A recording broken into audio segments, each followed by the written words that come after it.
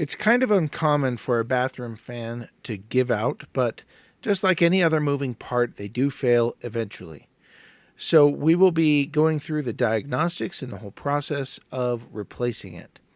And if you notice that the bathroom paint is peeling, we'll address that in a different video. But for now, we're going to first address what's likely the problem, which is the switch. We have the light here, and then we have the fan. Now, I already diagnosed that this is not the problem. I switched it out, and that wasn't the problem, but I'll show you what is an easier way to do that. But I thought for sure it was that switch. But no, it's the fan, so let's go ahead and go up to the top here. And to remove this cover, it's very easy. You just pull it down, and then there's some pins that you push in, these metal prongs. You push them in, and they come out like that.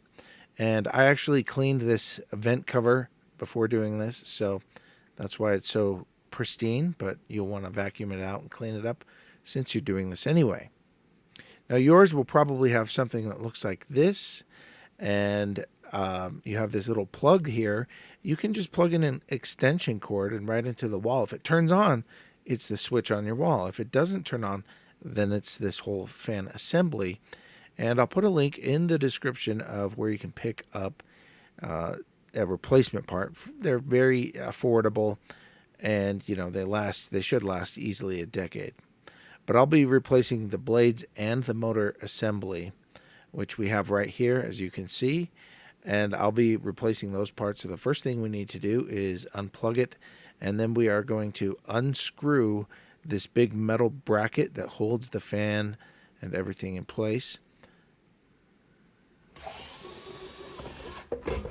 And then there's two little pins that hold it in on the other side, and you have access like that. So while you're here, you might as well clean that out as well, but I won't show the cleaning process. But here we have the fan assembly. It's covered in dust. We're going to clean it up and remove the old motor and the old fan blades. With it more or less cleaned up, all you have to do is pull off the fan. It just is a friction fit that goes right on the top. We don't need that anymore since the one we bought has a replacement. And then we unscrew the motor.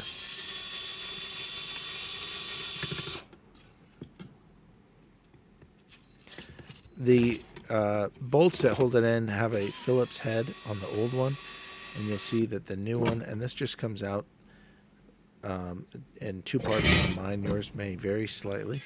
We'll just clean it up, wipe it down a little bit.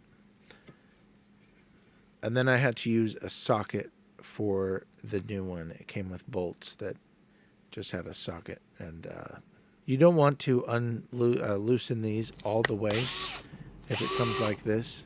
Just enough to fit it on to the metal bracket.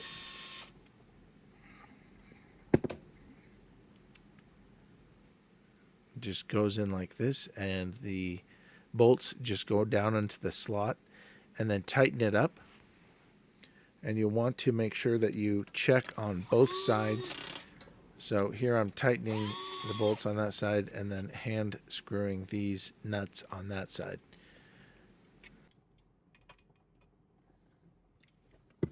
Okay, now this part is pretty important. When you're putting the new blades onto the motor, you want the blades to face the motor. You don't want the flat part to be facing the motor. So just like this, otherwise it won't ventilate properly. And then it's just a matter of fitting it back into the ceiling. There's these two little slots that side fits in. And then on the opposite side, you will use the screwdriver and tighten that screw. Doesn't take much. After that, you plug it in and test it out with a switch. You should be good to go.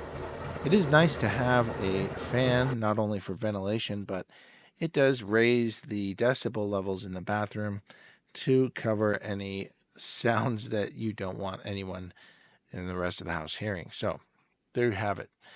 Now, in a future video, like I said, we will address this horrific peeling paint.